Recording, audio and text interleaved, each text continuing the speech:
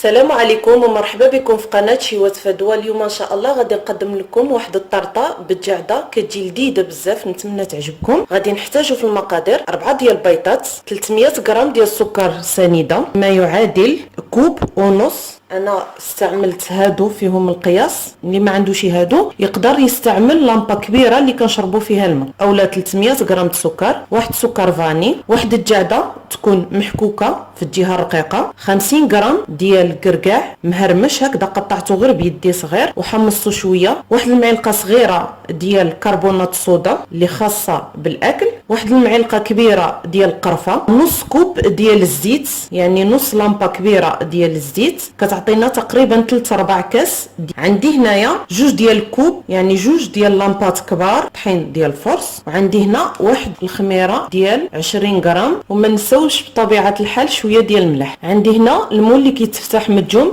هذا القطر ديالو 24 سنتيم.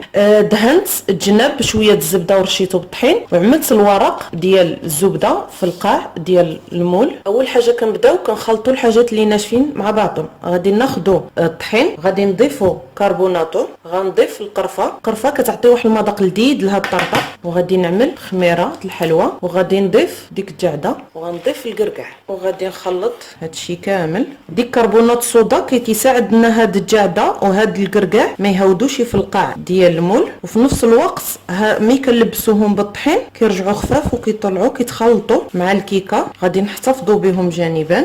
غادي ناخذ واحد المول، غادي نعمل فيه بيضات، ملح، السكر عملت هنايا 270 غرام، وغادي نضيف ديك السكر فاني، وغنطرب هادشي مزيان واحد 10 دقائق حتى يتضاعف الحجم ديالو. نضيف الزيت وغادي نطرب، غادي نضيف الخليط وغادي نخلط غير بسباتولا حتى تنسجم هاد العناصر كامله مع بعضها. نحاولوا نطلعوا نهبطوا غير بشويه، وغادي نكب هاد الخليط في المول، نعاودوا له جاه. غادي ندخلوها الفران اللي سخنته 180 درجه. هي الكيكه من بعد ما خرجتها من الفران خليتها تبرد في المول واحد 5 دقائق تتجيب هاد السمك هذا. ممكن في هذه المرحله هذه نقسموها على جوج ونحتفظوا بها في المجمد.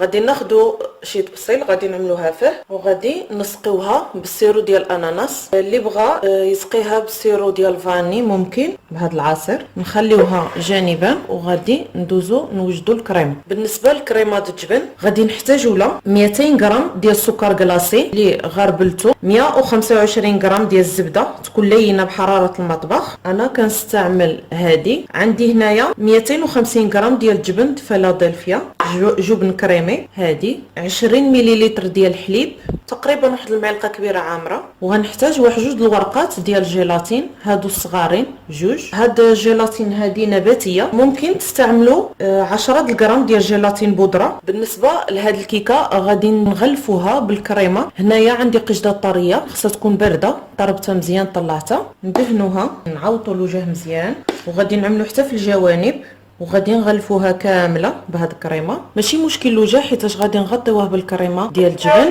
غادي ندخلوها للثلاجه تتماسك شويه. اول حاجه غنبداو بها غادي نشبروا هاد الورقات ديال الجيلاتين، وغادي نرطبوهم في الماء يكون بارد، وغادي ناخذوا اناء غادي نعملوا فيه الزبده، وغادي نطربوها مزيان حتى ترجع فحال البوماده. من بعد ما طربتها مزيان غادي نضيف ديك السكر كلاصير اللي غربناه في الاول. غنطربوها على سرعه رقم 1 حتى كتجانس مزيان، ومن بعد ديك الساعه نطربوها على سرعه تكون عاليه حتى كترجع فحال الكريمه. دابا ملي طربتها مزيان غادي نضيف عليها الجبن وغنطرب كلشي. غنطربهم تقريبا واحد 5 دقائق حتى كيرجعوا كريمه. غادي ناخذ هاد الحليب والجيلاتين، غادي نعمل حليب كاسرونه، غادي ندفه شويه. اللي عنده ميكرووند ممكن يعدلو فيه، انا دفيته غير فوق البوطه. غادي ناخذوا هاد الجيلاتين غنعصروها وغادي نضيفوها فوق منه، نحركو مزيان حتى كتذوب غير في السخانه ديال الحليب. ضروري الجيلاتين ندوبوها في الحليب، ماشي سخون بزاف.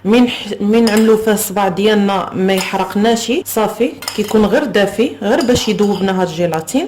دابا غادي نضيفو فوق هاد الكريمه وغادي نطرب واحد الدقيقه كتكون على هذا الشكل هذا، خفيفه شويه. غادي نغطيوها وندخلوها للثلاجه تقريبا واحد 10 دقائق حتى ل 15 دقيقه، غير تتماسك وتعقد لنا شويه صافي بارك عليها. هي كتبرد وهي كتزيد تماسك. غادي ناخذوا البوش، غادي نعملوا فيه هذا الراس هذا اللي كنعملوا به المكارون، وغادي نعمروا كريمه، وغادي ناخذوا طرطر وغادي نعملوا كرات. من بعد ما سالي الدوره الاولى غادي نشبروا واحد المعلقه صغيره وغادي نجروا هكذا ونستمروا. غادي نرجعوا نعملوا كرات صغار وغادي نرجعوا نعملوا نفس العمليه اللي عملنا ونستمروا هكذا حتى كنزينوا الوجه د الطرطه كامل. صافي هذا الوسط هذا غادي نخليه غير هكذا. عندي هنايا شويه ديال الكركاع اللي حمصته غير في المقله وهرمشته غير بيدي، غادي نعملو في الوسط. نزيدو نعملو شويه ديال الكركاع في قناه. صافي ها هي الطرطه واجده، كتجي على هذا الشكل هذا، كتجي لذيذه بزاف، نتمنى تعجبكم. بالنسبه للكريمه هي كتبرد وهي كتجمد. الكريمه اللي بقات لكم ممكن تحتفظوا بها في الثلاجه، ممكن تعملوا لي مادلين او لي كاب كيك وتزوقوهم بها. من الاحسن تبات هذه الطرطه في الثلاجه ليله كامله. نتمنى الفيديو اليوم يعجبكم. اذا عجبكم فيديو اليوم اعملوا جيم واشتركوا في القناه ديالي باش توصلوا كل جديد، وشكرا.